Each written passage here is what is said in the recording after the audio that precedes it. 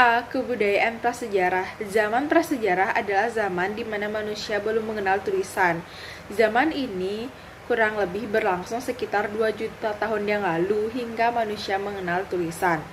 Adapun manusia purba yang hidup pada zaman itu dapat dikelompokkan sebagai berikut. Yang pertama ada Meganthropus paleojavanicus, yakni merupakan manusia yang paling purba. Yang kedua ada Homo erectus atau Pithecanthropus, yakni manusia yang sudah berdiri tegak. Dan yang ketiga atau yang terakhir ada Homo sapiens, yakni manusia purba yang sudah mirip manusia zaman sekarang. Adapun pembagian kebudayaan pada zaman prasejarah tersebut antara lain sebagai berikut. Yang pertama ada zaman batu tua atau Paleolitikum. Kebudayaan ini dikenal dengan sebutan kebudayaan Pacitan dan kebudayaan Ngandong. Pada tahun 1935 di daerah Pacitan ditemukan adanya alat-alat dari batu yang kemudian dinamakan kapak genggam, dikarenakan bentuknya seperti kapak yang tidak bertingkai. Dengan demikian, pada kehidupan manusia pada zaman ini sudah dalam tingkatan food gathering dan telah mengenal sistem penguburan untuk anggota kelompoknya yang telah meninggal. Yang kedua, ada zaman Batu Madia atau Mesolitikum. Peninggalan dari zaman ini banyak dijumpai di daerah Sumatera, Jawa, Kalimantan, Sulawesi, dan Flores. Kehidupan pada zaman ini masih dari berburu dan menangkap ikan, tetapi sebagian besar dari mereka sudah menetap, sehingga diperkirakan sudah mengenal bercocok tanam. Bekas tempat tinggal mereka ditemukan di tepi pantai yang disebut dengan Kejokan Modinger dan di goa yang disebut dengan Abrissos. Kebudayaan pada zaman ini diperkirakan berasal di daerah Tonking, yakni Hindia Belakang. Yang ketiga ada zaman Batu Baru atau Neolitikum. Zaman ini menunjukkan bahwa manusia sudah mulai maju dan telah mengalami revolusi kebudayaan. Pada zaman ini, kehidupan manusia sudah mulai menetap. Alat-alat yang ditemukan dari peninggalan zaman Neolitikum ini dapat dibagi ke dalam 2 golongan, yaitu ada kapak persegi. Kapak persegi merupakan kapak yang berbentuk persegi panjang atau trapesium, agak melengkung dan diberi tangkai pada lengkungan tersebut.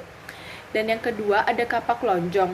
Kapak lonjong berbentuk lonjong pada penampangannya dan kapaknya berbentuk bulat telur, ujungnya agak lancip.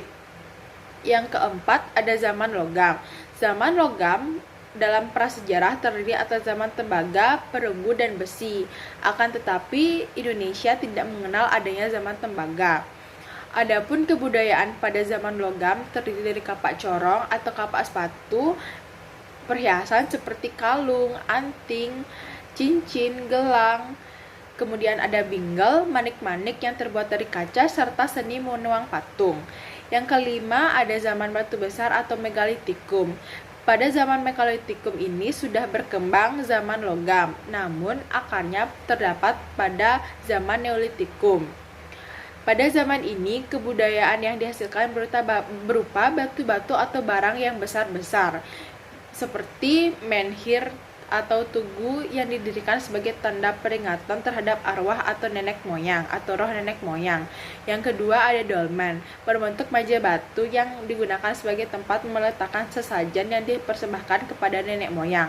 Yang ketiga ada sarkofagus, berupa kubur batu yang bentuknya seperti keranda atau lesung dan mempunyai tutup. Yang keempat ada kubur batu atau peti mayat yang terbuat dari batu. Yang kelima ada punden berunda-unda, dan yang keenam atau yang terakhir ada arca. B. Perkembangan agama Hindu di dunia. Agama Hindu pertama kali berkembang di lembah Sungai Sindhu di India. Di lembah sungai ini, para resi menerima wahyu dari Ida Sang Hyang Widiwasa atau Tuhan Yang Maha Esa, yang kemudian diabadikan ke dalam kitab suci Weda. Agama Hindu sering disebut dengan sebutan Sanata Dharma dalam bahasa Sanskerta, yang berarti kebenaran abadi, dan Vaidika Dharma yang berarti pengetahuan kebenaran. Agama Hindu diperkirakan muncul antara tahun 3102 sebelum Masehi sampai 1300 sebelum Masehi. dan merupakan agama tertua. Berawal dari kedatangan bangsa Arya ke India dan menetap di lembah Sungai Sindhu yang awalnya dihuni oleh bangsa Pravida, yakni merupakan penduduk asli India. Sehingga dari kedatangan bangsa Arya mendesak bangsa Pravida ke bagian selatan India dan membentuk kebudayaannya sendiri, yaitu kebudayaan Pravida. Dan sebagian besar lagi dari bangsa Pravida menyatu dengan bangsa Arya yang kemudian disebut dengan bangsa Hindu. C. Perkembangan agama Hindu di India. Yang pertama ada zaman Weda. Zaman ini diperkirakan berlangsung kurang lebih dari tahun 1511 Masehi sampai 600 Masehi. Kitab suci Weda ditemukan muncul pada zaman ini. Di dalam kitab suci Weda ini berisi kumpulan wahyu yang diterima oleh para maharesi. Mantra Drasta Itiresi merupakan sebutan maharesi penerima wahyu Tuhan. Di dalam sastra agama Hindu ada banyak nama para maharesi penerima wahyu Tuhan, yang beberapa dikenal dengan sebutan Sapta Resi, penerima wahyu. Di antaranya, yang pertama ada Maharesi Grastamada, yang kedua ada Maharesi Wiswamitra, yang ketiga ada Maharesi Ati, yang keempat ada Maharesi Bharatwija, yang kelima ada Maharesi Wasitwa, dan yang keenam ada Maharesi Kanwa. Adapun juga 23 Maharesi penerima wahyu yang disebut dengan Nawawisatkriyascha Wedawyasta Maharesibhih. Menurut tradisi Hindu, Maharesi Vyasa merupakan maharesi yang terpopuler dan besar jasanya dalam mengkodifikasikan Weda. Krishna Dwaipayana Vyasa merupakan sebutan beliau. Maharesi Vyasa mengkodifikasi kitab Weda menjadi Caturveda yang dibantu oleh 4 maharesi, yaitu yang pertama ada Maharesi Paila atau Puhala sebagai penyusun kitab suci Rigveda Samhita. Yang kedua ada Maharesi Vaisampayana sebagai penyusun kitab suci Yajurveda Samhita.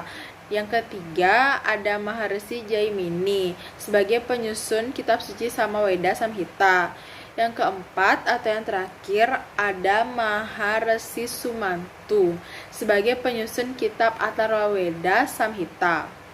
Yang kedua ada zaman Brahmana. Munculnya zaman Brahmana ini ditandai dengan terbitnya kitab Brahmana yang berisi mengenai upacara keagamaan dan tata cara melaksanakan upacara keagamaan tersebut. Untuk memudahkan pelaksanaan yajna, maka dibuatlah kitab Kalpa Sutra yang diklasifikasikan menjadi 4 jenis, yaitu yang pertama ada Srawuta Sutra, memuat tata cara persembahyangan Agnihotra dan tata cara persembahyangan Dasa Purnamas. Yang kedua ada Griya Sutra yang memuat tentang pokok-pokok ajaran tata cara upacara penyucian atau sangskara yang wajib dilakukan oleh mereka yang sudah menikah, yang sudah berumah tangga atau yang sudah menikah. Yang ketiga ada Dharma Sastra yang memuat tentang pokok-pokok ajaran agama Hindu yang berhubungan dengan hukum, adat kebiasaan, hak dan kewajiban, sosial politik, ekonomi, dan upacara agama lainnya. Yang ketiga ada zaman Upanishad.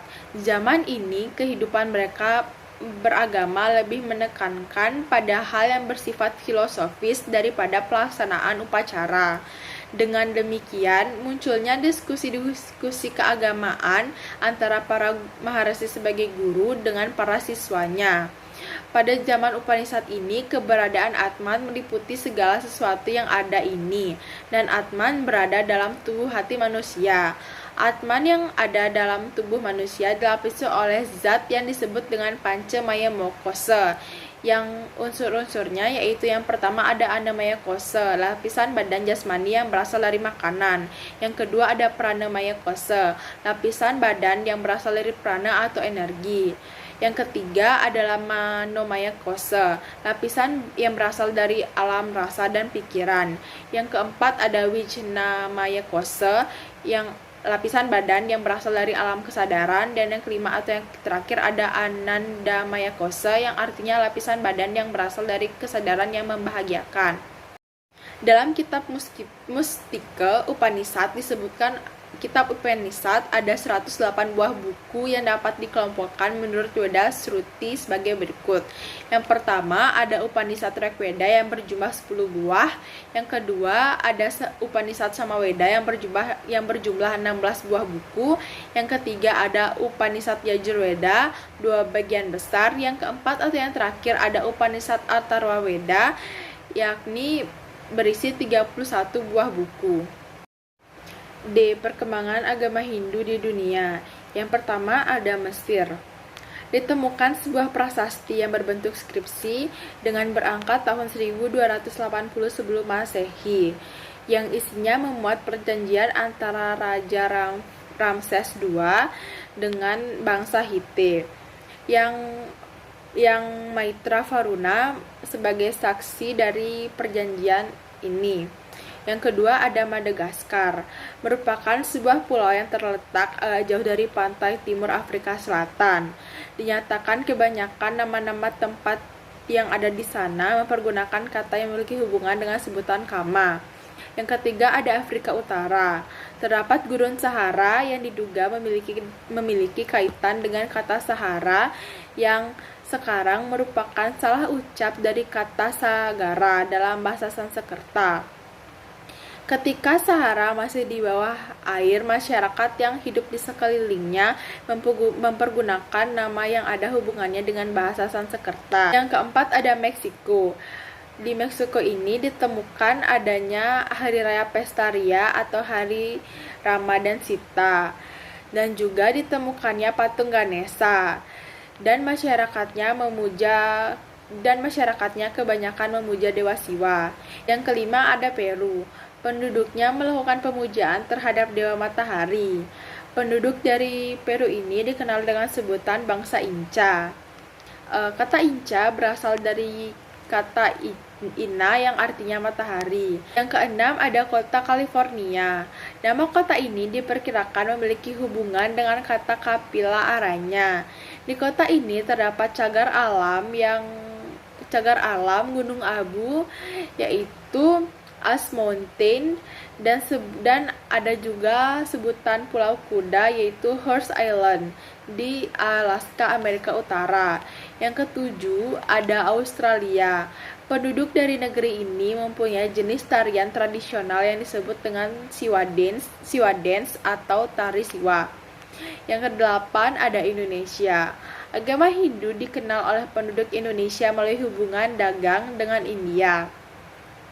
Disebutkan bahwa Resi Agastya yang menyebarkan agama Hindu dari India ke Indonesia melalui Sungai Gangga, Yamuna, India Selatan, dan India Belakang.